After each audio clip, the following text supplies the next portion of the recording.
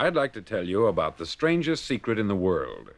Not long ago, Albert Schweitzer, the great doctor and Nobel Prize winner, was being interviewed in London, and a reporter asked him, "Doctor, what's wrong with men today?"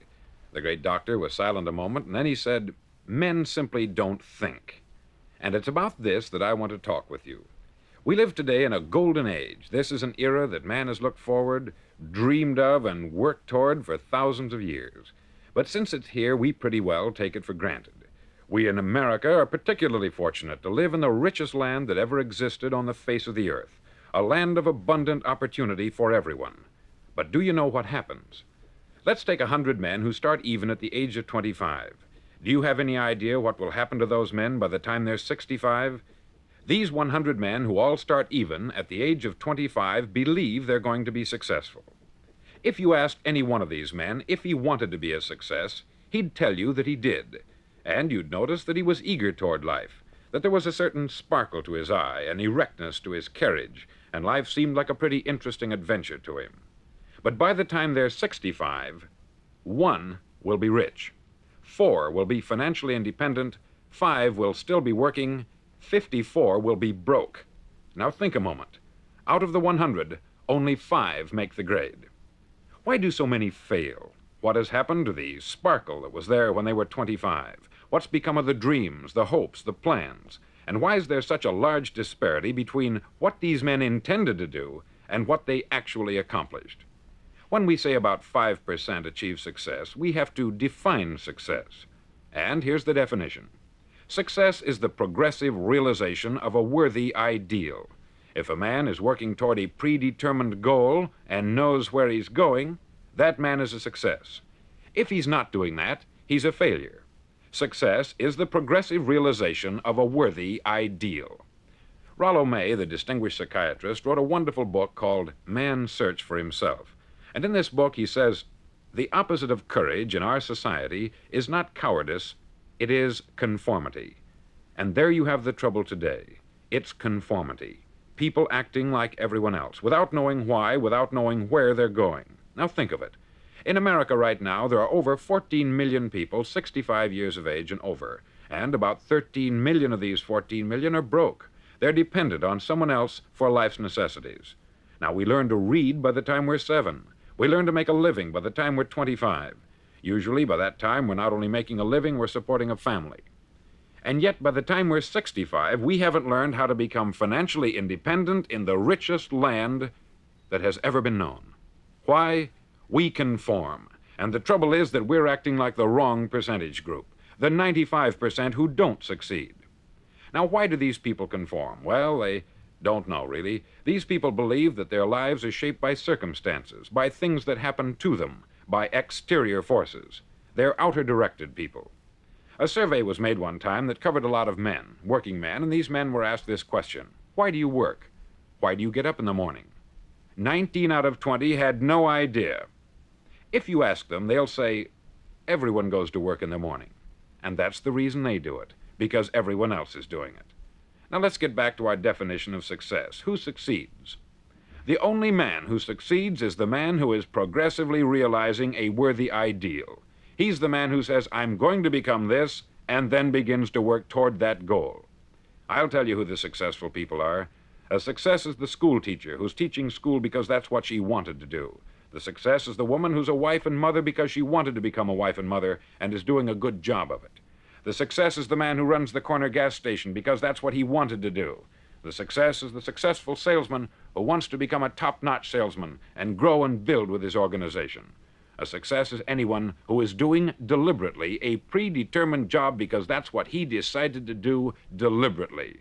But only 1 out of 20 does that. That's why today there isn't really any competition, unless we make it for ourselves. Instead of competing, all we have to do is create. Now, for 20 years, I looked for the key which would determine what would happen to a human being. Was there a key, I wanted to know, which would make the future a promise that we could foretell to a large extent? Was there a key that would guarantee a person's becoming successful if he only knew about it and knew how to use it? Well, there is such a key, and I've found it. Have you ever wondered why so many men work so hard and honestly without ever achieving anything in particular, and others don't seem to work hard and yet seem to get everything? They have the magic touch. You've heard them say that about someone. Everything he touches turns to gold. And have you ever noticed that a man who becomes successful tends to continue to become successful? And on the other hand, have you noticed how a man who is a failure tends to continue to fail? It's because of goals. Some of us have them, some don't. People with goals succeed because they know where they're going. Now think of a ship leaving a harbor, and think of it with the complete voyage mapped out and planned. The captain and crew know exactly where it's going and how long it will take. It has a definite goal. 9,999 times out of 10,000, it will get to where it started out to get.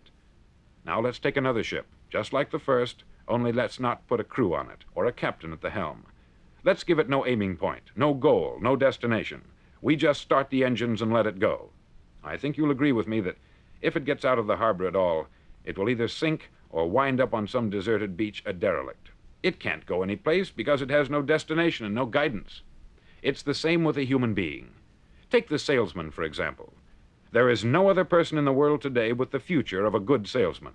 Selling is the world's highest paid profession, if we're good at it and if we know where we're going. Every company needs top-notch salesmen, and they reward those men. The sky is the limit for them.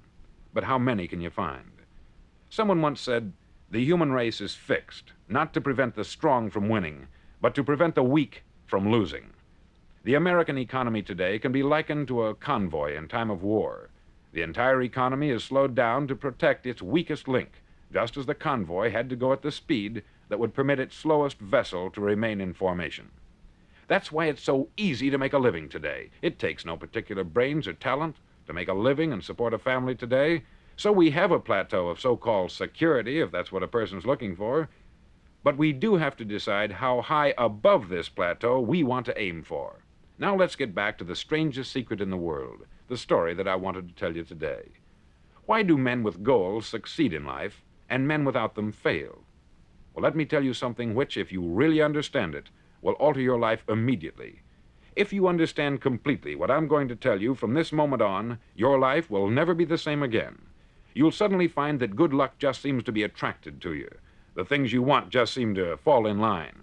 And from now on, you won't have the problems, the worries, the gnawing lump of anxiety that perhaps you've experienced before. Doubt, fear, well, they'll be things of the past. Here's the key to success and the key to failure. We become what we think about. Now let me say that again. We become what we think about. Throughout all history, the great wise men and teachers, philosophers and prophets have disagreed with one another on many different things. It is only on this one point that they are in complete and unanimous agreement. Listen to what Marcus Aurelius, the great Roman emperor, said. He said, "A man's life is what his thoughts make of it." Disraeli said this, "Everything comes if a man will only wait. I have brought myself by long meditation to the conviction that a human being with a settled purpose must accomplish it, and that nothing can resist a will that will stake even existence for its fulfillment." Ralph Waldo Emerson said this, "A man is what he thinks about all day long." William James said, "The greatest discovery of my generation is that human beings can alter their lives by altering their attitudes of mind."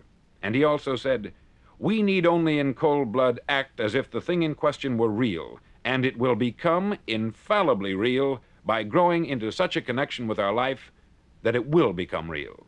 It will become so knit with habit and emotion that our interest in it will be those which characterize belief." He also said this, "If you only care enough for a result, you will almost certainly attain it. If you wish to be rich, you will be rich. If you wish to be learned, you will be learned. If you wish to be good, you will be good. Only you must then really wish these things, and wish them exclusively, and not wish at the same time 100 other incompatible things just as strongly." In the Bible you read, in Mark 9:23, "If thou canst believe, all things are possible to him that believeth." Dr. Norman Vincent Peale said this, "This is one of the greatest laws in the universe. Fervently do I wish I had discovered it as a very young man. It dawned upon me much later in life, and I've found it to be one of the greatest, if not my greatest discovery outside of my relationship to God. And the great law, briefly and simply stated, is that if you think in negative terms, you'll get negative results. If you think in positive terms, you will achieve positive results. That is the simple fact which is at the basis of an astonishing law of prosperity and success. In 3 words, believe and succeed. William Shakespeare put it this way: our doubts are traitors, and make us lose the good we oft might win by fearing to attempt. George Bernard Shaw said, people are always blaming their circumstances for what they are. I don't believe in circumstances. The people who get on in this world are the people who get up and look for the circumstances they want, and if they can't find them, make them. Well, it's pretty apparent, isn't it? And every person who discovered this for a while believed that he was the first one to work it out. We become what we think about. Now, it stands to reason that a person who's thinking about a concrete and worthwhile goal is going to reach it, because that's what he's thinking about. And we become what we think about. Conversely, the man who has no goal, who doesn't know where he's going, and whose thoughts must therefore be thoughts of confusion and anxiety and fear and worry, becomes what he thinks about. His life becomes one of frustration, fear, anxiety, and worry. And if he thinks about nothing, he becomes nothing. Now, how does it work? Why do we become what we think about? Well, I'll tell you how it works as far as we know. Now, to do this, I want to tell you about a situation that parallels the human mind. Suppose a farmer has some land, and it's good, fertile land. Now, the land gives the farmer a choice. He may plant in that land whatever he chooses. The land doesn't care. It's up to the farmer to make the decision. Now, remember, we're comparing the human mind with the land, because the mind, like the land, doesn't care what you plant in it. It will return what you plant, but it doesn't care what you plant. Now, let's say that the farmer has 2 seeds in his hand. One is a seed of corn, the other is nightshade, a deadly poison. He digs 2 little holes in the earth, and he plants both seeds, one corn, the other nightshade. He covers up the holes, waters, and takes care of the land, and what will happen? Invariably, the land will return what is planted. As it's written in the Bible, as ye sow, so shall ye reap. Remember, the land doesn't care. It will return poison in just as wonderful abundance as it will corn. So up come the 2 plants, one corn, one poison. Now, the human mind is far more fertile, far more incredible and mysterious than the land, but it works the same way. It doesn't care what we plant. Success, failure. A concrete, worthwhile goal, or confusion, misunderstanding, fear, anxiety, and so on. But what we plant, it will return to us. You see, the human mind is the last great unexplored continent on the earth. It contains riches beyond our wildest dreams. It will return anything we want to plant. Now, you might say, well, if that's true, why don't people use their minds more? Well, I think they've figured out an answer to that, too. Our mind comes as standard equipment at birth. It's free, and things that are given to us for nothing, we place little value on. Things that we pay money for, we value. The paradox is that exactly the reverse is true. Everything that's really worthwhile in life came to us free. Our mind, our soul, our body, our hopes, our dreams, our ambitions, our intelligence, our love of family and children and friends. All these priceless possessions are free, but the things that cost us money are actually very cheap and can be replaced at any time. A good man can be completely wiped out and make another fortune. He can do that several times. Even if our home burns down, we can rebuild it, but the things we got for nothing, we can never replace. The human mind isn't used merely because we take it for granted. Familiarity breeds contempt. It can do any kind of job we assign to it, but generally speaking, we use it for little jobs instead of big, important ones. Universities have proved that most of us are operating on about 10% of our abilities. Decide now, what is it you want? Plant your goal in your mind. It's the most important decision you'll ever make in your entire life. Do you want to be an outstanding salesman, a better worker at your particular job? Do you want to go places in your company, in your community? All you've got to do is plant that seed in your mind. Care for it. Work steadily toward your goal, and it will become a reality. It not only will, there's no way that it cannot. You see, that is a law, like the laws of Sir Isaac Newton, the laws of gravity. If you get on top of a building and jump off, you'll always go down. You'll never go up. And it's the same with all the other laws of nature. They always work. They're inflexible. Think about your goal in a relaxed, positive way. Picture yourself in your mind's eye as having already achieved this goal. See yourself doing the things you will be doing when you've reached your goal. Ours has been called the phenobarbital age, the age of ulcers and nervous breakdowns. At a time when medical research has raised us to a new plateau of good health and longevity, far too many of us worry ourselves into an early grave trying to cope with things in our own little personal ways, without learning a few great laws that will take care of everything for us. These things we bring on ourselves through our habitual way of thinking. Every one of us is the sum total of his own thoughts. He is where he is because that is exactly where he really wants to be, whether he'll admit that or not. Each of us must live off the fruit of his thoughts in the future, because what you think today and tomorrow, next month and next year, will mold your life and determine your future. You're guided by your mind. I remember one time I was driving through Arizona and I saw one of those giant earth-moving machines roaring along the road at about 35 miles an hour with what looked like 20 tons of dirt in it, a tremendous, incredible machine, and there was a little man perched way up on top with the wheel in his hands guiding it. And as I drove along, I was struck by the similarity of that machine to the human mind. Just suppose you're sitting at the controls of such a vast source of energy. Are you going to sit back and fold your arms and let it run itself into a ditch? Or are you going to keep both hands firmly on the wheel and control and direct this power to a specific, worthwhile purpose? It's up to you. You're in the driver's seat. You see, the very law that gives us success is a two-edged sword. We must control our thinking. The same rule that can lead a man to a life of success, wealth, happiness, and all the things he's ever dreamed of for himself and his family, that very same law can lead him into the gutter. It's all in how he uses it, for good or for bad. This is the strangest secret in the world. Now, why do I say it's strange, and why do I call it a secret?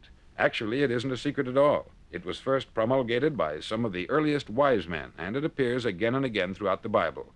But very few people have learned it, understand it.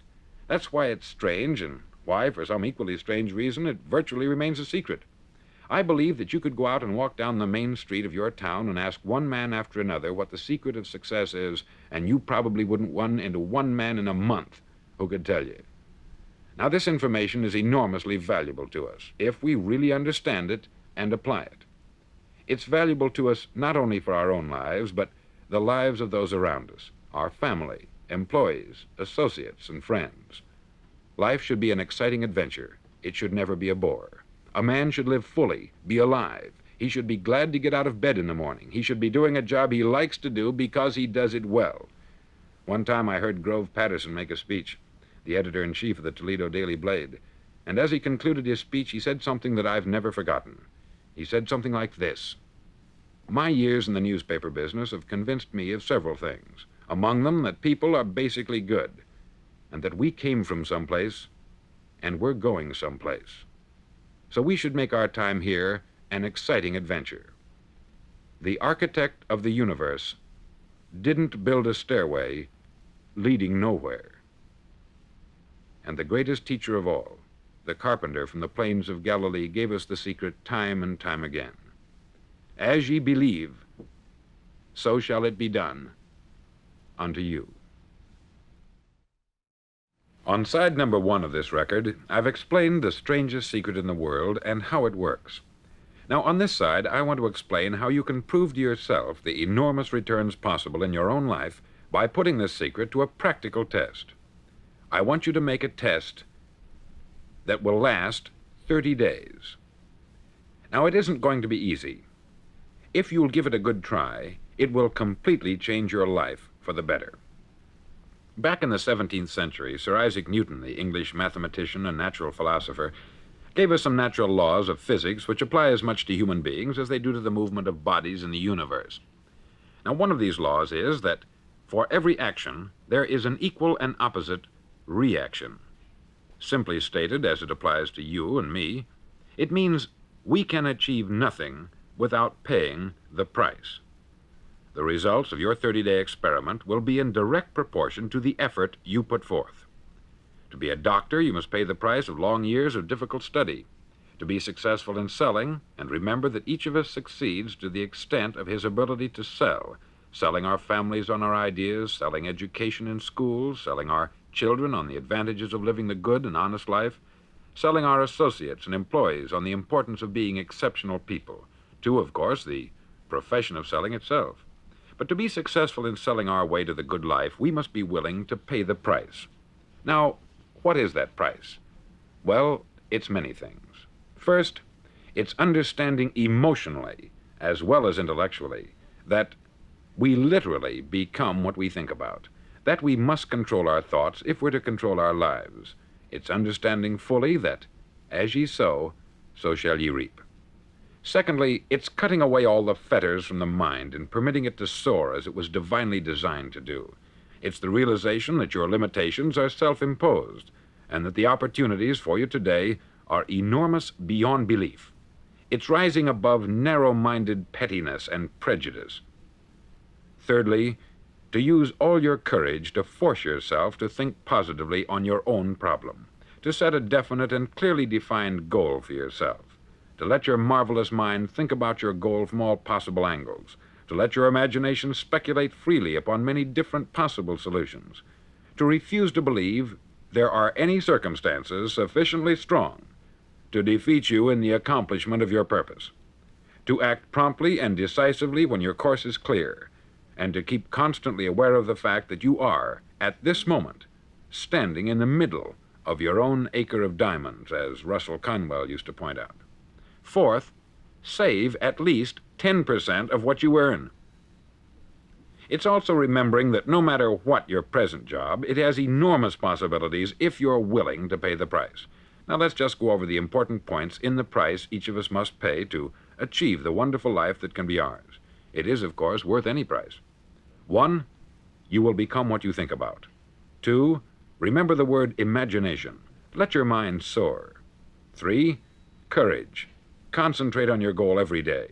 4, save 10% of what you earn. And action. Ideas are worthless unless we act on them. Now I'll try to outline the 30-day test I want you to make. Now keep in mind that you have nothing to lose by making this test, and everything you could possibly want to gain. There are 2 things that may be said of everyone. Each of us wants something, and each of us is afraid of something.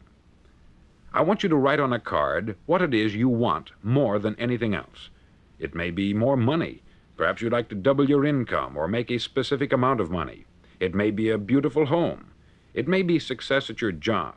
It may be a particular position in life. It could be a more harmonious family. Each of us wants something. Write down on your card specifically what it is that you want. Make sure it's a single goal and clearly defined. You needn't show it to anyone, but carry it with you so that you can look at it several times a day. Think about it in a cheerful, relaxed, positive way each morning when you get up, and immediately you have something to work for, something to get out of bed for, something to live for. Look at it every chance you get during the day and just before going to bed at night. As you look at it, remember that you must become what you think about, and since you're thinking about your goal, you realize that soon it will be yours. In fact, it's yours really the moment you write it down and begin to think about it. Look at the abundance all around you as you go about your daily business. You have as much right to this abundance as any other living creature. It's yours for the asking. Now we come to the difficult part. Difficult because it means the formation of what is probably a brand new habit, and new habits are not easily formed. Once formed, however, it'll follow you for the rest of your life. Stop thinking about what it is you fear. Each time a fearful or negative thought comes into your consciousness, replace it with a mental picture of your positive and worthwhile goal. There will come times when you will feel like giving up. It's easier for a human being to think negatively than positively. That's why only 5% are successful. You must begin now to place yourself in that group. For 30 days, you must take control of your mind.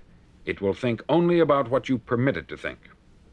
Each day for this 30-day test, do more than you have to do. In addition to maintaining a cheerful, positive outlook, give of yourself more than you've ever done before. Do this knowing that your returns in life must be in direct proportion to what you give. The moment you decide on a goal to work toward, you're immediately a successful person. You're then in that rare and successful category of people who know where they're going. Out of every 100 people, you belong to the top 5. Don't concern yourself too much with how you're going to achieve your goal. Leave that completely to a power greater than yourself. All you have to do is know where you're going. The answers will come to you of their own accord. Remember these words from the Sermon on the Mount, and remember them well. Keep them constantly before you this month of your test. Ask, and it shall be given you. Seek, and ye shall find. Knock, and it shall be opened unto you. For every one that asketh receiveth, and he that seeketh findeth, and to him that knocketh it shall be opened. It's as marvelous and as simple as that. In fact, it's so simple that in our seemingly complicated world it's difficult for an adult to understand that all he needs is a purpose and faith. For 30 days, do your best. If you're a salesman, go at it as you've never done before, not in hectic fashion, but with the calm, cheerful assurance that time well spent will give you the abundance in return you deserve and want. If you're a homemaker, devote your 30-day test to complete giving of yourself without thinking about receiving anything in return, and you will be amazed at the difference it makes in your life. No matter what your job, do it as you've never done it before for 30 days. And if you've kept your goal before you every day, you'll wonder and marvel at this new life you've found. Dorothea Brand, outstanding editor and writer, discovered it for herself and tells about it in her fine book, Wake Up and Live. Her entire philosophy is reduced to the words, act as though it were impossible to fail. She made her own test with sincerity and faith, and her entire life was changed to one of overwhelming success. Now you make your test for 30 full days. Don't start your test until you've made up your mind to stick with it. You see, by being persistent, you're demonstrating faith. Persistence is simply another word for faith. If you didn't have faith, you would never persist.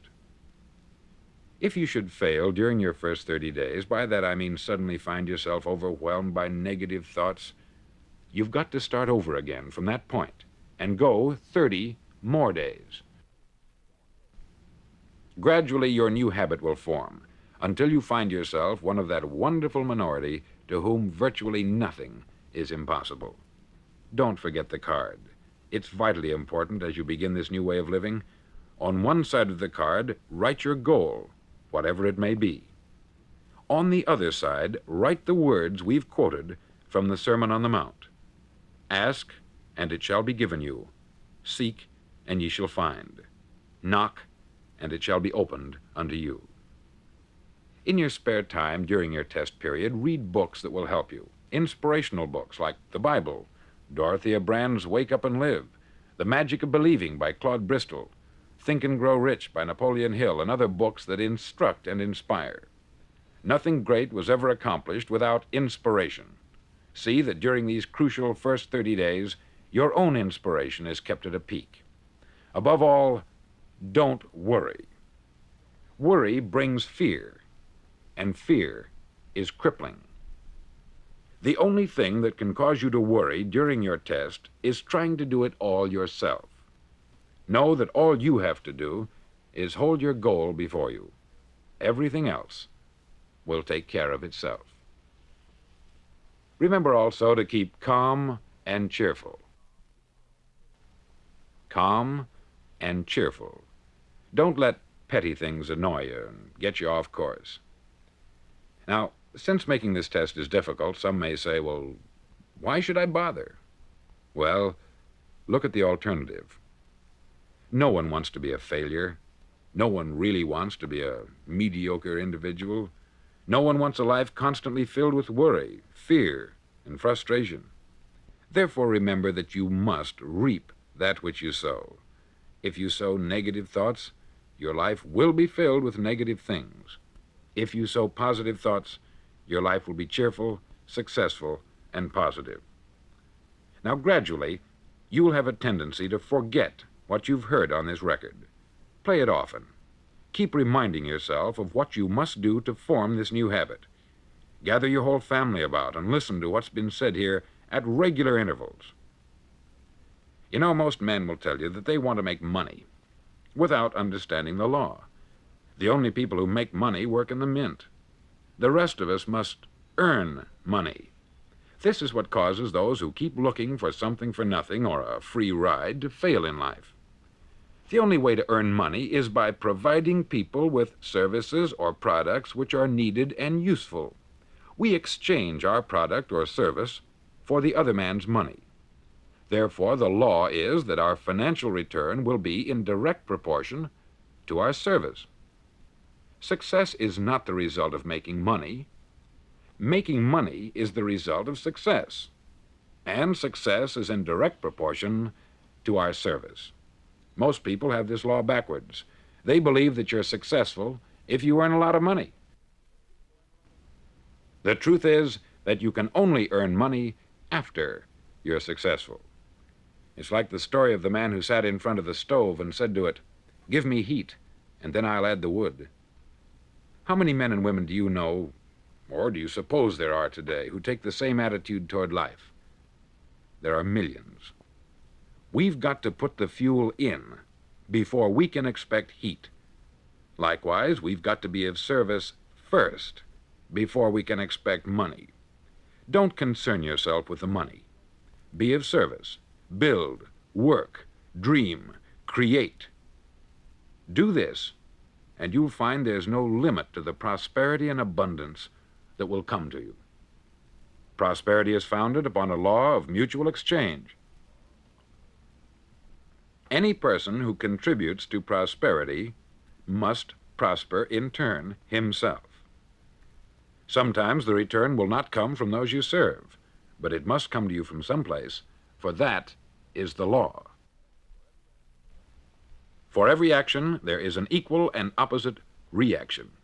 As you go daily through your 30-day test period, remember that your success will always be measured by the quality and quantity of service you render, and money is a yardstick for measuring this service. No man can get rich himself unless he enriches others. There are no exceptions to a law. You can drive down any street in America and from your car estimate the service that's being rendered by the people living on that street. Had you ever thought of this yardstick before? It's interesting. Some, like ministers and priests and other devoted people, measure their returns in the realm of the spiritual, but again, their returns are equal to their service. Once this law is fully understood, any thinking person can tell his own fortune. If he wants more, he must be of more service to those from whom he receives his return. If he wants less, he has only to reduce this service. This is the price you must pay for what you want. If you believe you can enrich yourself by deluding others, you can only end by deluding yourself. It may take some time, but just as surely as you breathe, you'll get back what you put out. Don't ever make the mistake of thinking you can avert this. It's impossible. The prisons and the streets where the lonely walk are filled with people who tried to make new laws just for themselves. We may avoid the laws of man, but there are greater laws that cannot be broken. An outstanding medical doctor recently pointed out 6 steps that will help you realize success. 1, set yourself a definite goal. 2, quit running yourself down. 3, stop thinking of all the reasons why you cannot be successful, and instead think of all the reasons why you can. 4, trace your attitudes back through your childhood and try to discover where you first got the idea you couldn't be a success, if that's the way you've been thinking. 5, change the image you have of yourself by writing out a description of the person you would like to be. And 6, act the part of the successful person you have decided to become. The doctor who wrote those words is a noted West Coast psychiatrist, David Harold Fink, M.D. Do what all the experts since the dawn of recorded history have told you you must do. Pay the price by becoming the person you want to become. It's not nearly as difficult as living unsuccessfully. Make your 30-day test. Then repeat it. Then repeat it again. Each time it will become more a part of you until you'll wonder how you could ever have lived any other way. Live this new way, and the floodgates of abundance will open and pour over you more riches than you may have dreamed existed. Money? Yes, lots of it. But what's more important, you'll have peace. You'll be in that wonderful minority who lead calm, cheerful, successful lives. Start today. You have nothing to lose.